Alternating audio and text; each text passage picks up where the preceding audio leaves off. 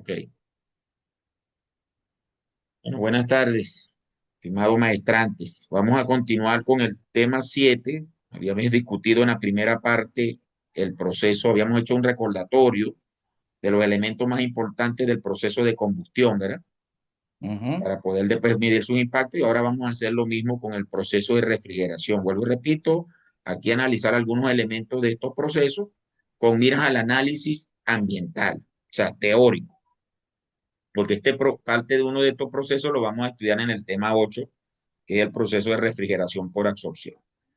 Bueno, el proceso de refrigeración, como ustedes ya saben, no es más que un proceso que su propósito es enfriar, o sea, disminuir la temperatura de un espacio refrigerado, retirar el calor de un espacio a refrigerar, a acondicionar y enviarlo a un espacio, a un reservorio de mayor temperatura, para eso utilizando un ciclo termodinámico y suministrando trabajo o calor, es decir, para que ese flujo de calor vaya en la dirección inversa a la termodinámica, necesita una fuerza y lo puede hacer suministrando trabajo a través del proceso de refrigeración por compresión o lo puedes hacer suministrando calor a través del proceso de De refrigeración por absorción. absorción, Ujú. que son uno de los industrialmente más aplicados. Cada uno de ellos tiene sus variantes, pero también hay otro tipo de procesos que no vamos a discutir en este curso. Solamente nos vamos a enfocar en el proceso de refrigeración por compresión, que tiene sus variantes, lo tienes por etapas, lo tiene otro tipo, y el mismo proceso de refrigeración por absorción,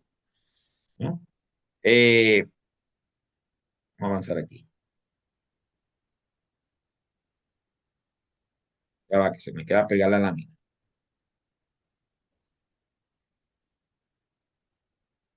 Ajá. Bueno, en un ciclo de refrigeración por compresión, ¿verdad? Tenemos inicialmente cuatro etapas: la etapa de compresión, la etapa de condensación, la expansión en la válvula y la evaporación, ¿verdad? Aquí está un diagrama presión-entalpía, que ustedes deben estar familiarizados con ello, donde vemos más o menos el ciclo ideal de compresión simple, ¿verdad? Una etapa de compresión, luego a presión constante en el condensador se retira calor, luego en la válvula hay un proceso isoentálpico de expansión para finalmente llegar al evaporador y completar el ciclo. Aquí desde lo que hay que ver la parte de la etapa para verlo, recuerda que en el análisis de la exposición lo que queremos identificar es flujos de energía y corrientes de entrada. Obviamente aquí un ciclo cerrado era donde la corriente de entrada, el fluido de trabajo es el refrigerante, entonces tenemos que observar las propiedades del refrigerante. Pero por otro lado, el fluido acondicionalmente normalmente es aire en un espacio refrigerado, ¿no? Normalmente, a menos que se quiera refrigerar otro tipo de sistemas. Y allí visualizar esos elementos como las materias primas, digamos, viéndolo así, y por supuesto los consumos energéticos, que puede ser calor o trabajo, dependiendo del ciclo, y digamos, los calores transferidos en los reservorios, es decir, el calor de enfriamiento y el calor que de desecho, para ver cómo puede impactar eso en el alrededor o en el ambiente. Bueno, aquí algunas características del proceso de refrigeración por absorción. Es más común conocer cómo funciona el de compresión. En uno de absorción lo que hacemos es, necesitamos un calor a alta temperatura y por lo tanto se coloca un regenerador o un generador. Eso con el objetivo de que el refrigerante se comporte a esas condiciones, el absorbente, y de condiciones de refrigerante en el evaporador. Normalmente justifican esto va a depender de las particularidades de cada proceso, pero son normalmente costos de operación más bajos y se aprovecha el calor y el calor residual también es más bajo y se reducen algunos problemas mecánicos como vibraciones, ruido, etcétera, etcétera. Pero aquí entonces hay que usar mezclas de dos componentes, refrigerante absorbente, normalmente se utiliza el sistema amoníaco-agua o el sistema agua-bromuro de litio, donde el amoníaco es el refrigerante y el agua es el absorbente. O el agua es el refrigerante y el absorbente es el bromuro de litio, y eso se utilizan dependiendo de un rango de temperatura, ¿no?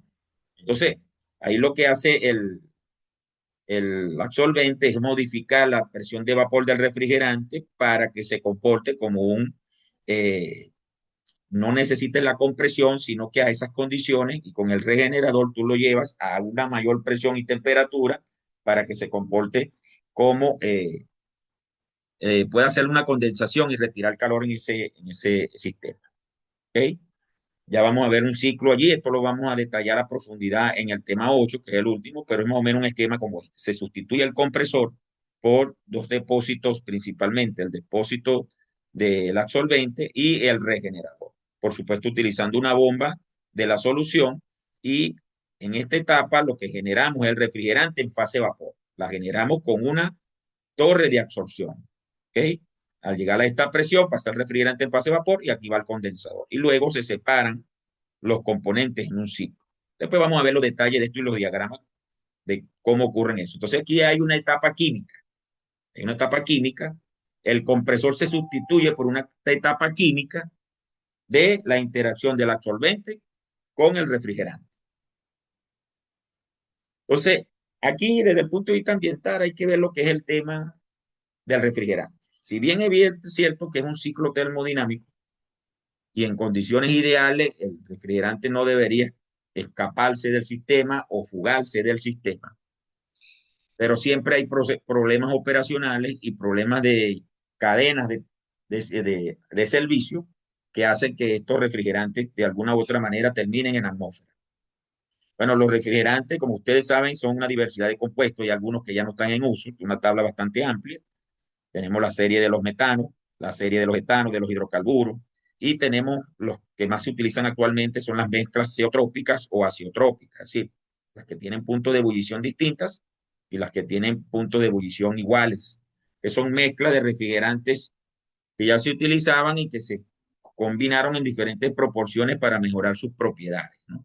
De un refrigerante. Entonces, aquí el tema es ver el refrigerante como ese posible agente tóxico que si llega al ambiente, sea la atmósfera, el aire, sea los cuerpos de agua o sea el suelo, qué efectos causan este tipo de refrigerante, ¿no? Para que vayan ubicándose de qué es lo que queremos abordar en la exposición. De los de mayor uso en el ciclo de refrigeración, cuáles son sus propiedades físico-químicas, cómo pueden llegar ellos a esos ambientes y qué efectos pueden causar y cuántas emisiones se producen de estos refrigerantes y cómo inciden ellos en esos indicadores de impacto ambiental. Bueno, desde el punto de vista termodinámico tenemos que los refrigerantes se seleccionan por una serie de propiedades termodinámicas, presiones, temperaturas, volúmenes, entalpías, densidad, entropía, que lo vamos a ver a detalle en el próximo tema, pero también tenemos que ver las propiedades no físico-químicas, es decir, su toxicidad, si es venenoso o no, si es explosivo, si es inflamable, si puede tener un efecto sobre otros materiales, es decir, corrosivo, si es fácil de detectar en la fuga, si es miscible o no con el aceite, si debe reaccionar con la humedad, es decir, si debe ser un compuesto estable. Estas propiedades, más allá de las termodinámicas, que son las que se utilizan para seleccionarlo como refrigerante, se deben tener muy en cuenta para ver sus impactos ambientales. Porque si es corrosivo y corroe la tubería, pues existen mayor eh, posibilidades de fuga con el tiempo. Y obviamente al haber una fuga, ese refrigerante va al ambiente. Entonces es bueno que cuando se analice esas emisiones, se tomen en cuenta datos de este tipo de refrigerantes y de cómo pueden llegar a esos ambientes naturales. Luis, si quieres hacer algún comentario, alguna pregunta mientras voy avanzando, lo puedes hacer tranquilamente. Bueno, por ahí también vemos que se conectó Pedro y se conectó Omar. No, dele, tranquilo, dele. Okay. Bueno, los Por mi refrigerantes parte, tienen, no hay consulta. ok, los refrigerantes tienen diferentes propiedades, como ya lo dije. Ellos se seleccionan en función de las condiciones de operación, tanto en el evaporador como en el condensador, que es en los espacios donde ellos absorben y retiran el calor. Y dependiendo del tipo de refrigerante, va a tener un rango de condiciones de presión y temperatura. También es bueno ver sus propiedades críticas a las condiciones atmosféricas para también seleccionar su uso.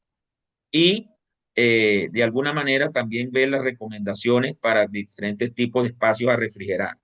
Estos son condiciones generales. Seguramente ustedes en algunos fabricantes con algunas experiencias pueden tener datos más precisos de cuándo se aplica un sistema u otro, o sea, cuál sería la temperatura adecuada para enfriadores de bebidas, para aires acondicionados, para si es helado, si es alimento, si es un espacio, digamos, de área de trabajo, eh, de oficina, si es un espacio dormitorio, es decir, las especificaciones del aire va a depender del propósito de lo que se quiera refrigerar. Obviamente estas son condiciones generales, pero de alguna manera te definen las condiciones a fijar en el espacio que quieres acondicionar. Obviamente aquí se hace mucho hincapié en el tema de las temperaturas y de las presiones. Y olvidamos una variable importante, sobre todo cuando hay acondicionamiento de aire, que es el tema de la humedad relativa o de la humedad.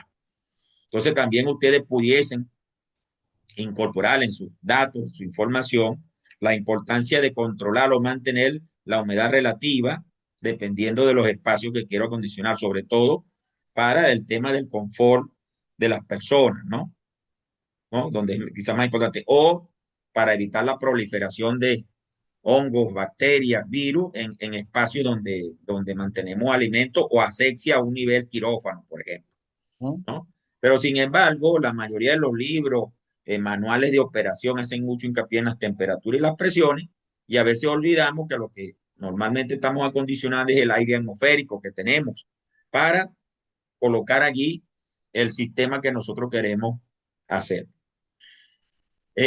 También es bueno que observen y revisen lo más actualizado posible la clasificación de los refrigerantes por su toxicidad, porque de alguna manera, si estos refrigerantes llegan como llegan a la atmósfera, va a generar un peligro inmediato a quien pueda estar cercano en esa atmósfera irritante o peligrosa. Esto también se ha ido actualizando. Hay grupos y hay definiciones de tipo de refrigerante. Obviamente están desde las tablas de los refrigerantes que se utilizaban inicialmente hasta los más actuales. Entonces, la idea es revisar cuál es la clasificación de toxicidad de los refrigerantes, los que se están usando principalmente, digamos, en los últimos 5 años. En la literatura a veces uno consigue datos de cosas que ya no se están utilizando, como indicaba Luis ahorita, de algunos indicadores que ya no se usan, sino que pasaron a formar parte de indicadores, de otros indicadores que se usan actualmente. Y bueno, finalmente les quiero señalar eso, hablar un poco de indicadores ambientales, ¿no? Esto no más que son medidas que pueden ser de origen físico, químico, biológico, social o económico, que les va a permitir al ingeniero, al técnico, al gerente, al ambientalista evaluar la información ambiental disponible. O sea, es como una caracterización del ambiente. Y obviamente esto es lo que nos permite reflejar las condiciones en que se encuentra ese medio ambiente o el potencial peligro que puede generar ese medio ambiente a esas condiciones en una determinada localidad, en un determinado tiempo, a las personas o los ecosistemas que están presentes en esos ecosistemas. Entonces, los indicadores los puedes conseguir desde los cualitativos y hasta los cuantitativos. En este, en este curso quisiéramos hacer la hincapié a los cuantitativos porque bueno, estamos estudiando la ingeniería mecánica para analizar datos y Sí, tomar la camioneta decisiones. me la dio cuando yo compré. ¿Qué dice? Ah, sí, pues, salió y no se llevó el teléfono. No te escuchamos. ¿Quién está hablando ahí? Pedro. No le escuché. ¿Tú le escuchaste, Luis? No, se le escucha Se cortado. va a devolver y se va a Pero, devolver. ¿ustedes me están escuchando bien a mí, Luis? Sí, sí, sí, clarito. Yo lo Ok, escucho eso es claro. importante. Sí, Ok, no, entonces, perfecto, perfecto, profesor, por aquí se escucha bien. bueno, entonces vamos. Entonces, los indicadores pueden ser cuantitativos o cualitativos, dependiendo lo que se miden y la información que aporten. Y, como le dije, se basan en parámetros que dan información sobre un determinado fenómeno o impacto. Entonces, ¿qué queremos? Determinar los efluentes. ¿Cuál es el recorrido que hace para llegar a ese ambiente? Es decir, a esa variable ambiental, es decir, cómo llega el aire, cómo llega el agua, cómo llega el suelo, cómo llega la vegetación, si es que llega, si hay un recorrido que le permita llegar ahí. Y luego ver cómo eso Entonces, vas a salir, Hay alguien que tiene el micrófono abierto ahí. Vamos a tener que silenciarlo. No sé si es Osman o Pedro. Pedro, ¿Alguien? Sí, tienen un ruido de fondo. Hay un feedback ahí. Entonces, fíjate, les damos estos conceptos para que ustedes se vayan ubicando. La idea es ubicar esos indicadores. O sea, si un contaminante es un refrigerante, yo lo ubico y cómo ese refrigerante impacta en ese indicador. Si hay alguna relación directa con ese indicador. Si la hay, si no la hay, no tienes por qué decirla. Pero seguramente muchos de ellos tienen impacto en algunos de estos indicadores, sobre todo los físicos y algunos biológicos. Entonces, ¿qué características debe poseer un indicador? Debe evaluar datos de calidad y que sean fiables. Bueno, no solo cómo se miden, sino la metodología, las fuentes y los organismos. Cada día hay más indicadores, a veces los agrupan, están las ONG, están los oficiales, etcétera, etcétera. Deben ser de fácil manejo y comprensión, pero parece mentira, no todo el mundo los comprende. A veces tú tienes que estar en un área muy específica para comprender los indicadores. Fíjate, ya en estos días los que yo les mostré, algunos de los que yo les mostré en la clase pasada, estaban midiendo la emisión de los gases ya no en toneladas métricas estándar como se reportaba hace tiempo cuando se descargaban, cuando tú cuantificas gases. No, ahora lo miden en el valor energético de esos gases. Sí, te hablan de teratoneladas watt por hora. Sí, o sea, cada día la manera en cómo se reflejan los indicadores se hace más de conocimiento técnico y no cualquiera lo comprende. Porque si no es de esa área, no va a entender cómo se está cuantificando el indicador. Entonces, siempre es bueno que revisen en qué unidades se está reportando el indicador. Pero obviamente nosotros los ingenieros se nos hace más fácil comprender ese tipo de información, que no va de la mano con que son fáciles de manejar y comprender, porque esto incluiría de que cualquiera lo entendería.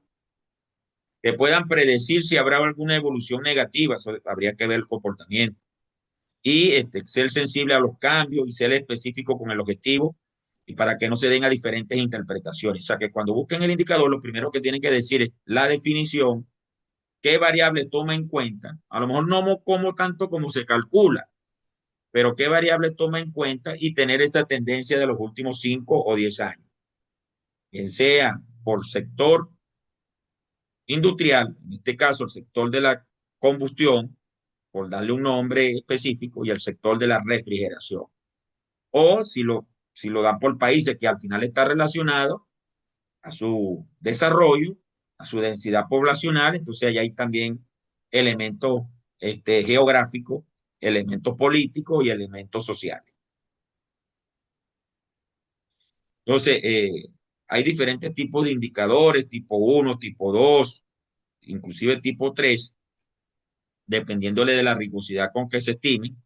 Los tipo 1 son aquellos que muestran datos disponibles, que siempre están disponibles para su monitoreo permanente. Datos físicos, unas medidas, son cuantificables. Los tipos 2 se basan en cálculo, es decir, mido y calculo. Y a veces estos tipos 2 necesitan otros datos adicionales. Y los tipos 3 es que dicen que no tienen ninguna base matemática, ni están basados en datos disponibles, sino en algunos indicadores conceptuales.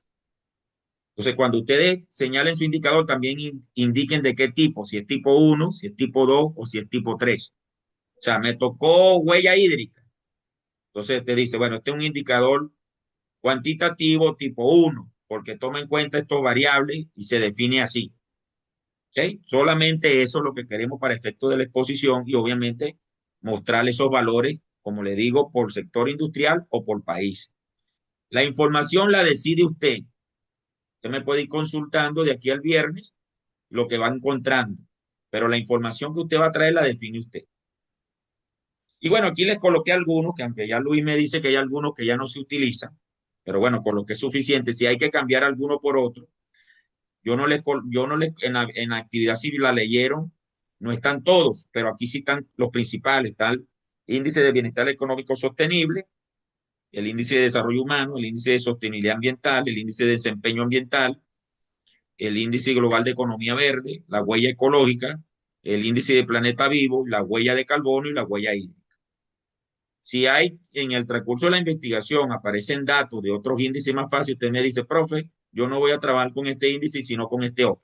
Y es válido, y es válido, dependiendo de la información que usted vaya obteniendo. No sé si me están captando Sí. la orientación, ¿no? Estoy dando Ujú. la clase, pero a su vez la estoy enfocando a lo que van a hacer ustedes. O sea, Correcto. aquí hay más de 8 índices, 1, 2, 3, 4, 6, 8, 9. Y ustedes son 5 grupos. Bueno, si hay que cambiar uno por otro, se cambia.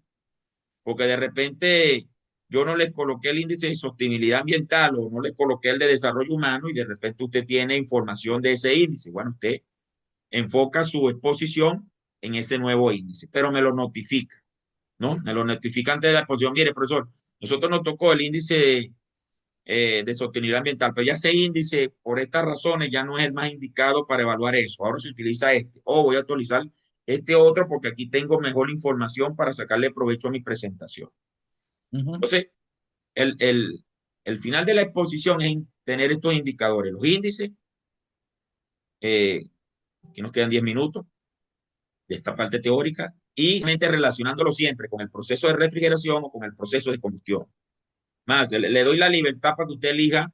Yo en la tarea, en la investigación le diga que para los dos procesos, pero usted puede hacer más hincapié en un proceso que en otro. O sea, usted puede desarrollar, por ejemplo, no, yo me voy con el proceso de refrigeración y monto todo como proceso de refrigeración. O otros lo pueden hacer desde la combustión. O solo menciono algo aquí, pero hago profundidad en el otro. O sea, ustedes son libres de darle la importancia que le dan a cada uno de esos elementos de la exposición que ustedes vayan a manejar. Entonces, bueno, aquí hay algunos índices, por decirlo. El de, por ejemplo, el de bienestar económico sostenible, dice, hace referencia a la sostenibilidad del bienestar de una población y fue diseñado por Helman Dale y John Koch. Y añaden, dicen, otros elementos que ajustan como el índice de medida de desigualdad socioeconómica a través del coeficiente de Gini. Es decir, este índice tiene otros elementos allí. Y bueno, ahí usted va a conseguir valores en mapas, en gráficos, en tablas. Este es un ejemplo del año 2020, donde está una escala de colores y está más o menos el índice. Por ejemplo, los más azules son los que te tienen el índice más alto. ¿Ok? Eh, por ahí se encuentra, si vemos el gráfico, ustedes pueden apreciar los colores. Está Colombia por aquí, aquí está Ecuador, ¿verdad? Este pequeñito aquí. Y, por ejemplo, los que tienen los más bajos son los países más desarrollados, Estados Unidos, Canadá, México, ¿no? Los más bajos quiere decir que no es un desarrollo económico sostenible. Precisamente los países más industrializados son los menos sostenibles desde el punto de vista ambiental, porque son los que generan la mayor cantidad de efluentes, por ejemplo. Tienen muy desarrollo, tienen altos niveles de vida, pero cuando vemos la sostenibilidad económica desde el punto de vista del bienestar, por eso que hay que ver cómo se define bien el índice, vemos que los países desarrollados tienen bajo índice de bienestar económico sostenible. Y así pueden conseguir, quise poner esta tabla porque por aquí aparece Venezuela en el lugar 58 para el 2020. Ustedes es posible que consigan datos 2024, 2023, seguramente los van a conseguir. 2025 a lo mejor no, pues estamos empezando el año. Pero Venezuela en este año, para el 2020, estaba en la posición 58, ¿eh? De 170 y pico de países. Y es bueno siempre hacer la mención donde está Venezuela con ese índice. Y ustedes hacer sus aportes y su comentario, a qué se debe, si ese lugar es acorde a lo que se hace en el país. No sé si me explico, o sea, que la información no venga solo la información, sino que usted haga sus propios comentarios y sus propias reflexiones, o sea, que usted tenga su capacidad de análisis para interpretar esos datos. ¿Ok? Es la idea. Y poder generar un debate.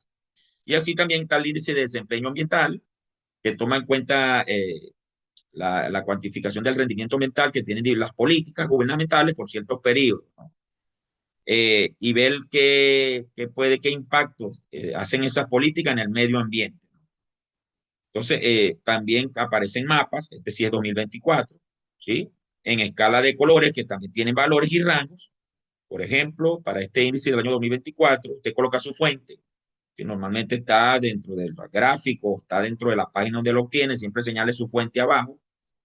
Y aquí tenemos Estados Unidos, por ejemplo, y estos países de Europa del este, del oeste, que tienen, digamos, los mayores índices de desempeño ambiental. Aquí usted va a conseguir aquí los tengo abajo, a Estonia, Luxemburgo, Alemania, Finlandia, Suecia, Noruega, Austria, Suiza, Dinamarca, como los de principal rango, son países muy ambientalistas.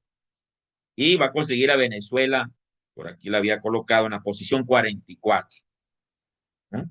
A veces pudiese sorprender en el lugar donde nosotros estamos, porque nosotros no estamos en los grandes desarrollos, pero Venezuela con todo y todo, a pesar de la crisis socioeconómica, desde el punto de vista del crecimiento de nuestro crecimiento industrial más bien se ha retrocedido y obviamente con esa crisis retroceden las emisiones, no tanto por el control, sino porque hemos bajado capacidad de producción.